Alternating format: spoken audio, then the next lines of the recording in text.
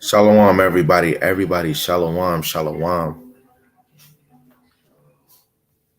Shalom. Give me a few.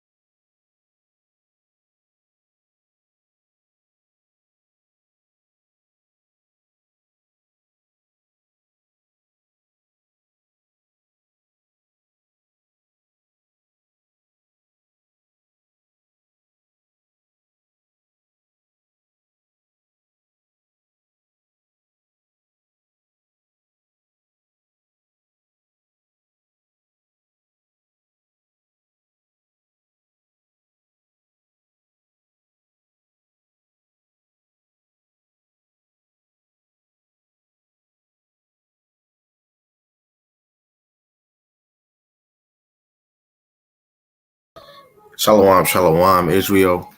First and foremost, I want to give all praises and all honor and all glory to the Most High. Yahweh by Hashem Yahushai by Hashem Kodash. Yahweh is the Most High God, and Yahweh Shai is who the world ignorantly calls Jesus the Christ. Right? And I want to give double honors where it's due for the elders, the apostles, the captains, the soldiers, the bishops and deacons, and whoever you may be, starting with Elder Tahara on down, that have been teaching the doctrine of the Most High, Yahweh Shema Shai, trying to push 100% of his doctrine and his ministry to the best of their ability, right? And for the hopeful elect scattered four corners of the earth, regardless whatever congregation you may be, Lord willing, the Most High have on your spirit to endure, to continue to press forward, right? And for the single sisters and the wives playing their role, being a loving, silent wife, right? Lord willing, the Most High have mercy on the other brothers and sisters that is not in the faith. So I'm going to try to just tap right in. You see the title, it says current events. So I'm going to deal with certain things that's on the news that you might not know that's going on. And of course, you see the sentence. Plus, this is not the time to be a coon. Now, first and foremost, I'm going to give you the scriptures on being a coon before we even go into the current events. Because coons is somebody that's not, you're not done, my mind. Okay. Coons, Salaki. Right. Okay. So coons is somebody definitely that goes against the scriptures. Coons is who loves every other nation but their own. Right. So I'm gonna just bring out a few scriptures and then we just gonna go to the current events and other precepts that will lead on to that. Right. So I'm gonna go to First Maccabees. Right. Lord willing, this video not too long, which you know how the spirit go. Sometimes it take me all the way. I'll be too motivated. So we gonna deal with this, man. Coons, y'all gotta stop, man. This is First Maccabees chapter 11, verse 21. It says, "Then came ungodly persons who hated their own people and went into the king and told him that Jonathan besieged the tower."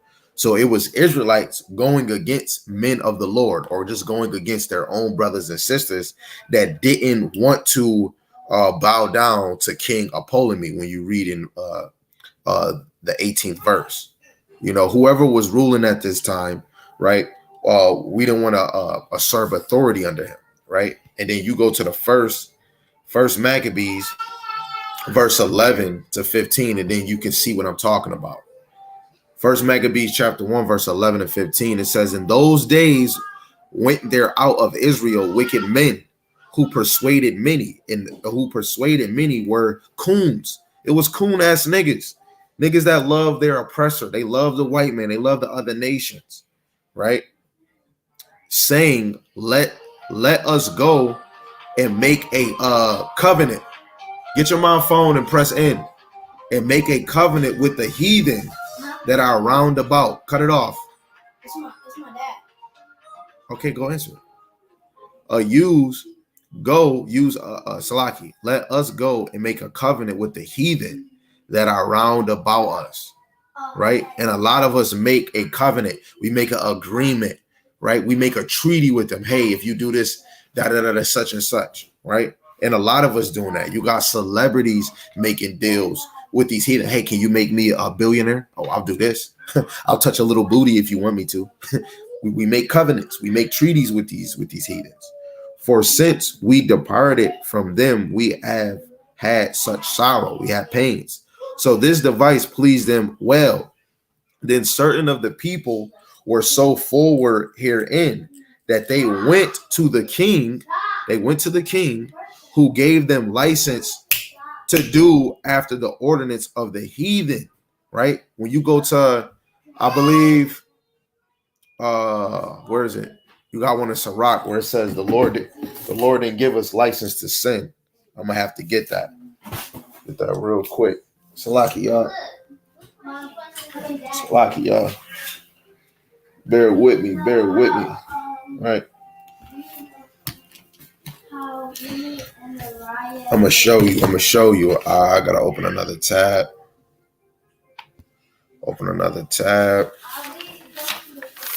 I'm saying, I think it's Sirach, the 18th chapter, if I'm not mistaken.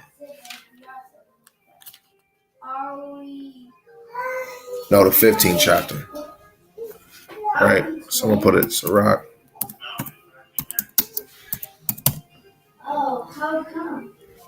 Okay, Sirach 15, verse 20. It says, "He have commanded no man to do wickedly." So the Lord didn't command us to do wickedly. He didn't even command you to walk around in these streets like a chicken with your head cut off and do whatever you want. Neither have he given any man license to sin. You don't have a driver's license to sin. You don't have a credit card. You don't have a birth certificate to sin, right? And let alone if you have faith, you're going to work on your stature through the Spirit, right? So it shows who gave them license to do after the ordinance of the heathen. And when we go after the heathen, eventually we're going to fall into sin. Whereupon they built a place of exercise at Jerusalem according to the customs of the heathen, and made themselves uncircumcised. Basically, if you don't know, excuse me for all the young kids, but for the grown-ups, being uncircumcised is mean you didn't get your foreskin cut off of your Oscar Mayer Winky, right? So it says made them uncircumcised and forsook the holy covenant and joined themselves to the heathen and were sold to do mischief. Anybody that was living under Abraham had to get circumcised, right? Let alone through his sin to Isaac and to Jacob that had to continue, right? But it's not really about the circumcision. It's really about you being circumcised in the heart, right? So let me get this last precept and then get this last precept. Let me go here. Let me see if y'all see. I'm gonna bring the blue letter up.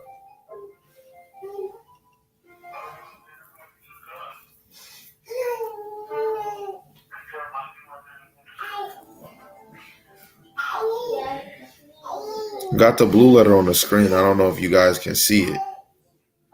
Oh, y'all probably, yeah, y'all can't see it. Hold on. It's loading.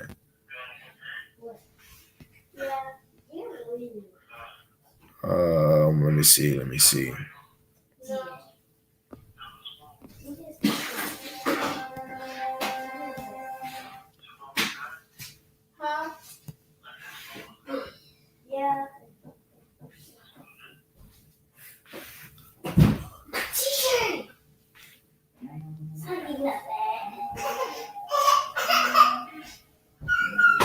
Still didn't work. Oh, it did work. Okay. So I'm gonna go to 1 Corinthians. Nope. Take that back. Which one we going to? Okay, I'm gonna go take that back. Take that back. Take that back. Excuse me, y'all.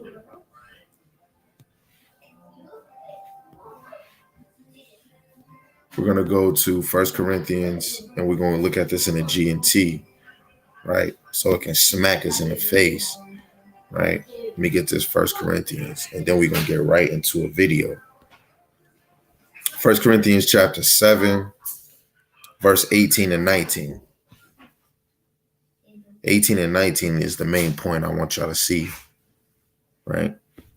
18 and 19, it says, if a circumcised man has accepted God's call, he should not try to remove the mark of circumcision, right? So if you accept God's call, you should not try to remove the mark of circumcision. If an uncircumcised man has not accepted God's call, he should not get circumcised. He should not get circumcised, right? If a uncircumcised man has accepted God's call, he should not get circumcised. For whether or not a man is circumcised means nothing. What matters is to obey God's commandments, right? Each of you should remain as you were when you accepted God's call. So we should remain the same, but continue through the Spirit by circumcising your heart, right? Because it's always about the inward man. It's not about the outward man. It's always the inward man. So we're going to go into a video my brother just dropped in the chat. And it goes off of what we're dealing with right now when it comes to the banks. The banks is closing. A lot of people are losing money. So let's see what this guy says. But when you read the sentence, it is not over. The YouTube videos say banks have just days left after massive downgrade. We have just seen round one of what's going to be more and more bank failures. And we just got news today that Moody's has downgraded not just one, not just two banks, but the entire US banking system from stable to outright negative. Many people think that the Federal Reserve has saved the day and the crisis has been averted. But when we look back at history, this just may be the first of many bank failures to come. So in today's video, we're going to dive deep into the US banking system, show you there's much more problems underneath the hood to show that the US banking system is a complete Ponzi scheme and things are rotten to the core. So everyone, let's not waste any time. Let's get straight into the news, the facts, and the data. Well, okay, everyone, look at this. This is absolutely massive, and this is showing that many people are losing faith in the US banking system. And I'm going to just read it. It say Moody cuts outlook on US banking system to negative, citing rapidly deteriorating operating environments, right? And this is on the CNBC News. And there's going to be more bank failures coming. And I'll get into in a moment what banks I think will go under next. But listen to this. Moody cuts outlook on US banking system to negative, citing rapidly deteriorating operating environment. So that's exactly right, everyone. We saw 3 banks collapse in just a matter of a week. No, take it back upstairs. Bank collapse in just 48 hours. I think the banks are taking a breather because of the Federal Reserve's bailout. And that's right, I'll get into a moment. It is a bailout. And yes, taxpayers will foot the bill. And yes, bank CEOs did pay themselves big bonuses and sold stocks days before they got this big bailout, so some insider trading. But of course, there's not enough money for the middle class. Whenever banks need money, the Federal Reserve will print the check like that. So they said, we have changed the negative from stable outlook on the US banking system to reflect the rapid deterioration in operating environment following deposit runs at Silicon Valley Bank, Silvergate Bank, Signature Bank, and the failures of SBB and SNY, Moody said in the report. Now, the reason why this is so critical and so important is because this is going to affect the bank's credit rating.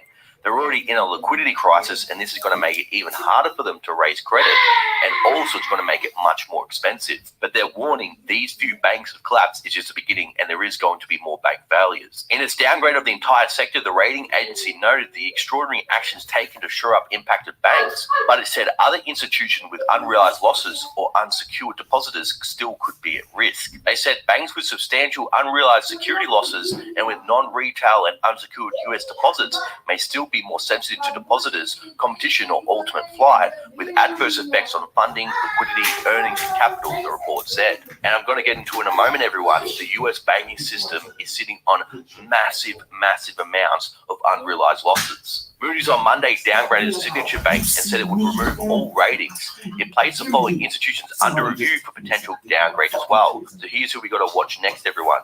The First Republic, Intrust Financial, UMB, Zions Bancorp, Western Alliance, and Commercia. So I completely agree. We've seen these banks, their stocks have been getting absolutely hammered lately. And yes, while they did have a bit of a rebound today, what you have to know, because I have a lot of new viewers at the moment, when there is a crisis, that's when we're going to see the most amount of volatility. And sometimes you'll see the biggest one-day rallies right before a stock absolutely collapses. So just because it's green today, it does not mean the crisis is over, everyone. They said, we expect pressures to persist and be exacerbated by ongoing monetary policy tightening, with interest rates likely to remain high for longer until inflation returns within the Fed's target. And I'm going to get into in a moment the latest CPI report, everyone, and this was a complete disaster for the Fed, because this is showing that inflation is still running very hot, much higher than the Federal Reserve's mandate. So this is checkmate for the central banks. They're completely stuck in the corner, and there's no way out of it without major pain. Either they're going to have to bail out the entire US banking system and cause rapid hyperinflation, or they're going to have to fight inflation, bring it down, and let the banking system collapse. US banks are also now facing... So you see this, right? Let me see if I can give you some news, right? It's a continuation. I did a video yesterday on this, and it just don't stop, right? I said we're going to go over... I don't see it on the screen. Hold on, guys. I got to fix this. I got to make sure y'all can see what I see. Let me see. Present. Chat tab. Banks. Boom.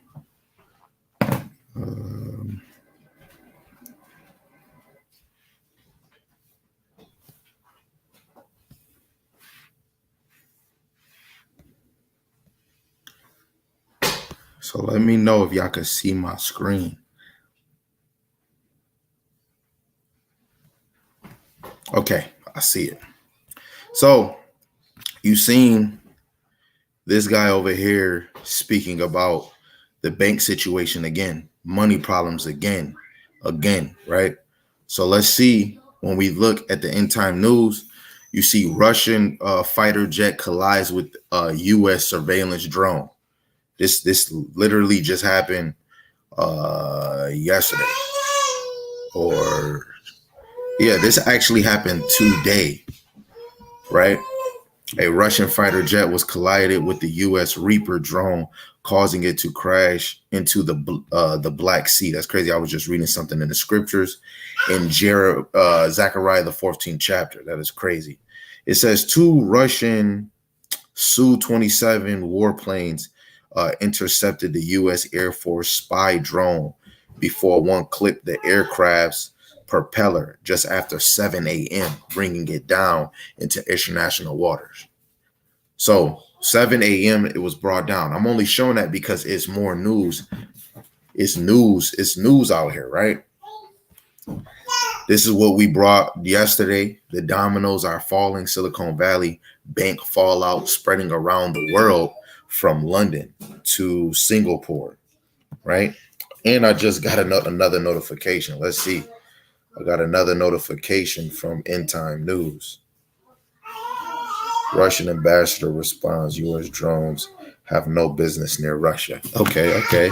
It says, billionaire investor Bill Ackman calls on Biden to bail out Silicon Valley Bank by Monday morning or face catastrophic market meltdown and loss of tens of thousand jobs, right?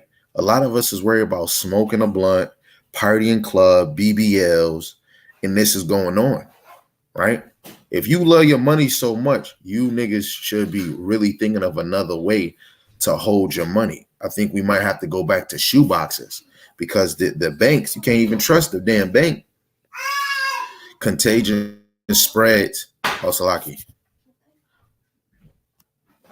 Spreads as desperate customers line up outside First Republic Bank to take their money out after SVB, Silicon Valley Bank, collapsed. People trying to rush to take their money out, right? And I know some brothers that say, yo, I had to take my money out. You know, shit, some brothers got 20,000. You got to think, damn, should I really take this out? But a lot of us don't like carrying cash. You know, before I used to love carrying cash when I was selling drugs. But when I actually got older and had grew a mature sense, I love having a credit card. The same video I put yesterday, it says, and so it begins. Silicon Valley Bank meltdown sparks contagion fears. That's crazy. This right here, I was reading this yesterday. People was playing with a damn Ouija board, but that's what they get. This is what I was reading yesterday. The Federal Reserve just made an emergency decision which will fundamentally change banking in America forever, right? And it's going to change so dramatically because we're going to go to a cashless society, right?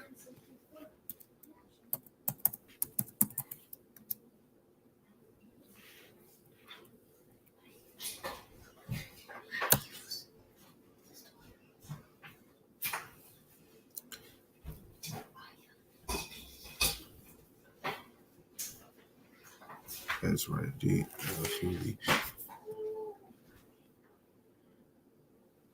I'm gonna just see what every video, any video that's on the topic, man. Because this has been trending. A new currency, a new way to move your money. Hey, it's me, Hughley One United, the nation's largest black-owned bank, is making real money moves because they're a real bank. And there's no limit when you support the community, the movement, and the culture. So spread the word. Oh, nah. See, look at the promotion. Go to a black bank. Yeah, it sounds really good. A cashless society. What is the cost of business going cashless? Let's see what she says.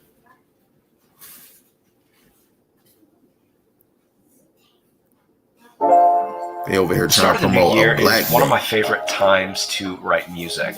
There's just something. You just seen. Forget it. Well, Gene, good to see you. So tell us what's happening in Washington, where you're seeing more communities in more areas not having cash, but going all credit or Apple Pay. We keep seeing signs emerging all over the place, cashless only. And we're finding that more and more it's difficult for people who do not have credit cards, do not have smartphones, to be able to purchase necessary items, food, etc., baby diapers, and so forth. And many people are also very concerned about using credit cards, the smartphone, because of concerns about privacy. They're very worried about their buying habits being tracked by governments and by corporations. So, Gene, what are you doing about this? And is there a way for you to, again, keep cash as a form of payment? That sounds crazy, but... Well, it is crazy when we're talking about our U.S. currency not being able to be used for people. It's just shocking to me. But I have found So that it's telling many you, what does it say? businesses, more It say and more, King are County Council members propose ban on cashless retailers. going to cashless only transactions Come on. because of security and safety concerns. That made a lot of sense to me during the start of the pandemic, and I still do it. It's easier, it's faster to just swipe my card.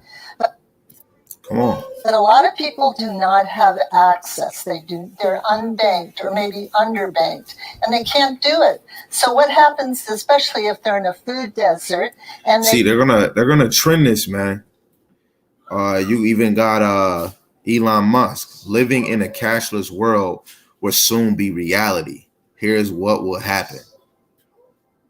More and more these days, you'll go into a store and get to the checkout, only to be told it's card only. You immediately walk out like some people. Engaging in this practice means it is only more likely to become more common. Today, we're looking at the scary consequences of a cashless society, why you should be worried, so stay with us. First of all, what will be the fate of the traditional cash businesses? There are many businesses around the world that traditionally deal in cash. One example is the marijuana business in the United States. For the past 5 or 6 years, many states in the U.S. have legalized marijuana, and the pain management drug is so popular that many states have more dispensaries than Starbucks, which is a win for the little guy. Unfortunately, though, many banks still won't provide business loans or allow dispensaries to even open bank accounts because it's still illegal at the federal level, which seems pretty archaic. The banks fear they will lose their federal deposit insurance corporation. You can't possibly be powerful or polished. Sorry, y'all. Or be able to let go. And if y'all can hear my daughters, nothing I could really do. I don't really have somebody occupying her. So please just bear with me. I'm sorry. Insurance. So most of these stores deal in cash only. So what's the problem then? Well, in this society which relies on plastic more and more means if we go to cashless, it'll be the end of these cash businesses. Are we really going to let the banks dictate who can and can't make money? So this move towards a cashless society will have implications not just on the marijuana business, but smaller businesses who also deal in cash. Coffee shops and small family restaurants, for example, could be doomed. Who's to say they won't be targeted next as the big conglomerates become more and more powerful? What do you think about big businesses pushing for cashless only payments? What about privacy concerns then? Stay with us as we'll discuss. Imagine the scenario. You've just done your weekly shop and there's a couple more beers than the average person might buy. So what, right? It's your money and your life. You can buy what you want. Well, what now happens if, say, for example, you go through a messy divorce and custody of the children is being contested? Yes, you might not have children, but someone close to you might have. The divorce gets nasty. We've all seen this happen, and your other half wants full custody. You know what lawyers are like. Look, you got China talking about going.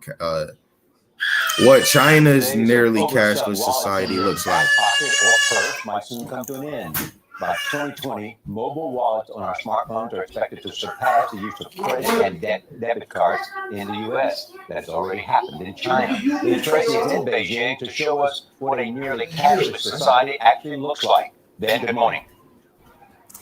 Good morning. So when I moved here to China a couple of months ago, I kept getting funny looks every time I would pull cash out of my wallet to pay for things. And then I got one of these. It's a code on my phone, and now I can basically buy anything here in China. When you pay for something, how do you pay for it? Mobile phone. On the streets of Beijing, cash is definitely not king. What do you think of people who use cash to pay for things? That's rare and weird, he says. Only the elderly and people who don't know how to use a phone pay cash. This woman says, I rarely take my wallet when I go out, just my phone. That's because those phones can buy just about anything, from clothes in the store to steamed buns on the street. They're used to pay for bike rides and bus rides, rent and utility bills. When was the last time you used cash? A month ago? Wow, that's a long time. WeChat and Alipay dominate China's mobile market, and payments on their platforms totaled more than $5.5 trillion last year, a 200% jump from the year before. and nearly 50 times more than the value of mobile payments in the US. One of the big reasons mobile payments have caught on so quickly here in I'm gonna China just keep is showing because you. most people here don't have in their wallets credit cards. They basically went from a cash-based society to a cashless one and skipped the step in between. China has leapfrogged the U.S. into going to a cashless society. Andy Mock is an economist in Beijing. He says China's cashless revolution. I don't know what the heck going on my dang internet. Yeah, I guess they don't want me to talk about cashless society. Days of They don't want me to talk about cashless society, y'all. Might soon come to an end. By 2020, mobile wallets on our smartphones are expected to surpass. If y'all can see the screen, I'm on straight Wi-Fi. This drink, I've been on this Wi-Fi all day, and it's acting mad crap. Actually looks like. Ben, good morning. That is crazy.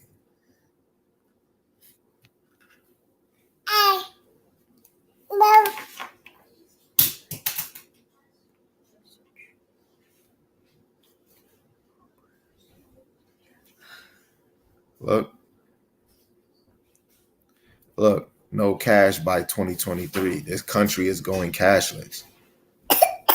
Right? Sweden is fed up with cash. It's a hassle to carry around, it can easily be stolen or misplaced, and frankly, no one is using it anymore. 10 years ago, just about 40% of their population was paying with cash, and now, only 6%. So what's their answer? To go completely cashless by March of 2023. They're even planning a crypto called the e-krona for use starting this year. Folks, this is happening, and it's happening fast. Time to learn about Sweden's cashless plans and discuss if this could become a worldwide trend. At first glance, it may seem like Sweden is out of its mind. After all, in the United States, people are still using cash pretty gosh darn frequently. One study from the Pew Research Center found that 70% of Americans still use cash for their purchases on a weekly basis. But hop across the Atlantic to the Nordic North, and you'll find a much different story. Sweden's usage of cash has dropped to a record low, and it continues to drop each year, all the way down to just 6%. Cards are being used for 58% of all payments, according to the Swedish central bank. And they also have revealed that 80% of the population currently carry plastic. The widespread use of cards over cash. 80% of them in Sweden carry plastic. I'm not going to show all the videos. I'm just trying to plant this in your mind so you can walk away and have it on your mind eventually. The dollar ain't going to mean a damn nickel. And I trade on the market, right? This one right here says China's big development could set world up for the mark of the beast. Wow, that is interesting. Well, China is pushing ahead into a cashless society. It's creating a new digital currency to replace paper money and coins. It will also give the Communist Party total knowledge of how the Chinese people are spending their money. And that opens the door for unprecedented government control. George Thomas has the story. See, that's government control, what he said, right? Watch this. I think it's Luke. Salaki, I think it's Luke, the second chapter. Luke, let me see. Luke chapter 2, verse 1.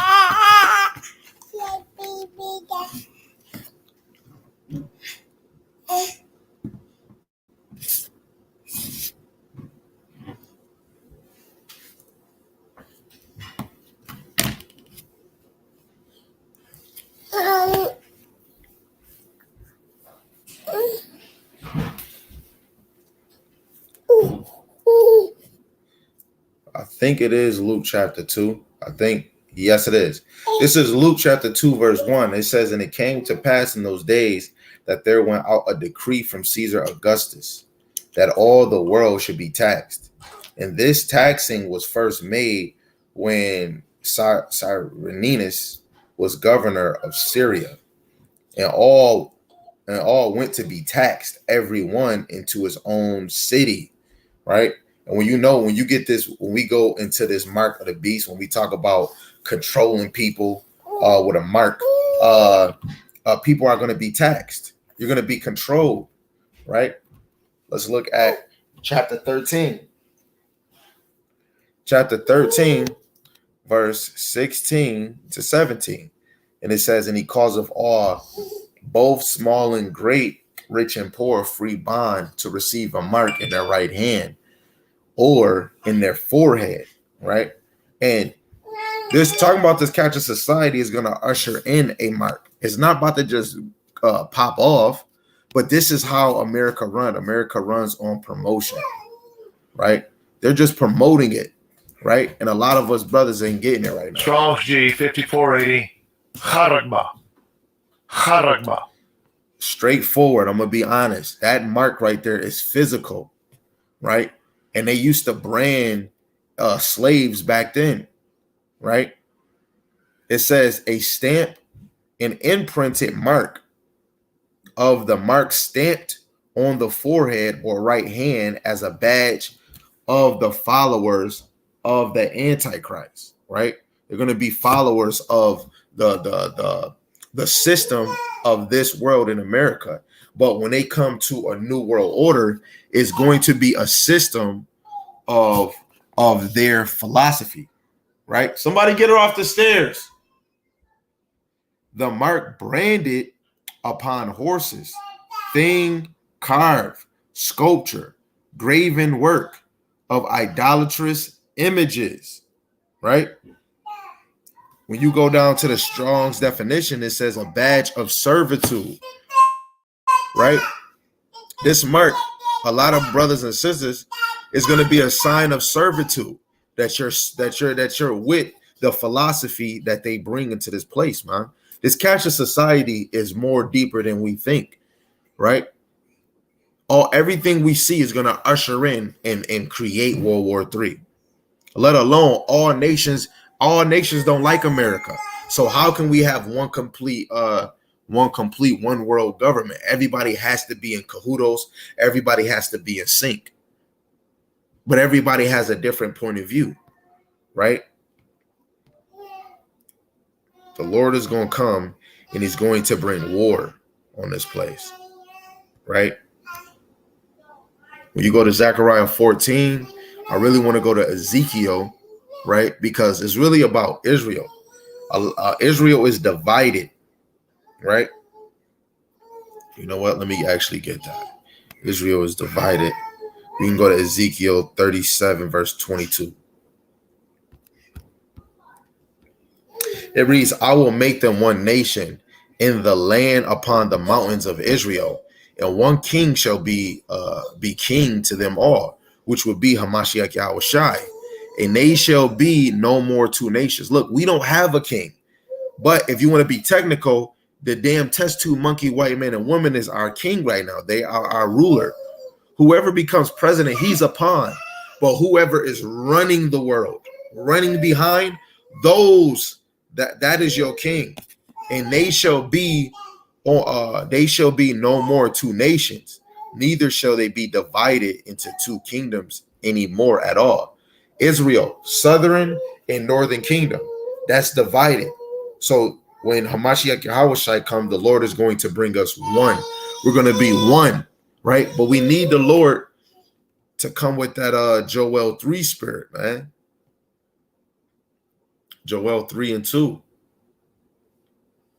It says, I will also gather all nations and will bring them down into the valley of Jehoshaphat and will plead with them there for my people and for my heritage Israel, whom I have scattered among the nations and parted my land, right? So this is something that we're not seeing just yet, right?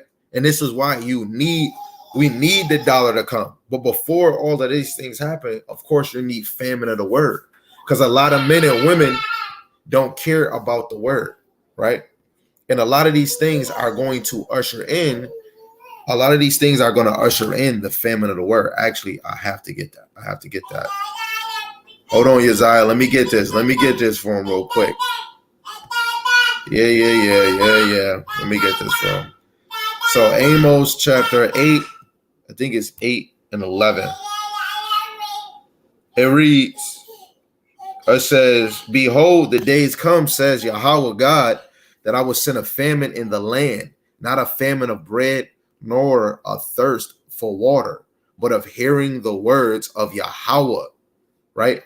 And they shall wander from sea to sea, and from the north even to the east. They shall run to and fro to seek the word of Yahweh and shall not find it.